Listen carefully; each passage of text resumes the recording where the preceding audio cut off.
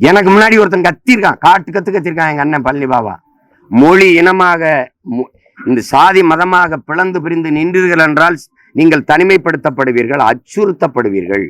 மொழி இனமாக இணைந்து நின்றீர்கள் என்றால் வலிமை பெறுவீர்கள், பாதுகாப்பாக வாழ்வீர்கள். என்னரும் தமிழ் மக்களின் அவன் முழங்கினது இருக்கு.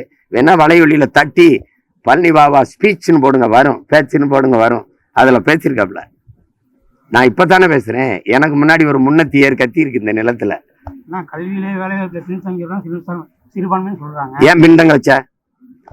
கல்வியில வேலை வாய்ப்புல பின்தங்க. எஸ்சி எஸ்டி பின்தங்கிட்டா, பிசி எம்பிசி பின்தங்கிட்டா, கிறிஸ்தவ இஸ்லாமிய சிறுபான்மை பின்தங்கி. நீ என்ன புடிங்கிட்டு இருந்த? அப்ப சாதி பார்த்து மதம் பார்த்தா படிக்க வைப்பாங்களே. கல்வி பொதுமை இல்லை, வேலை வாய்ப்பு பொதுமை இல்லை, மருத்துவம் பொதுமை இல்லை. என்னது இது? என்னது இது? சிறுபான்மையா 70 வருஷமா, விடுதலை பெற்ற 79 வருஷமா சிறுபான்மையா வச்சிருப்பேன்.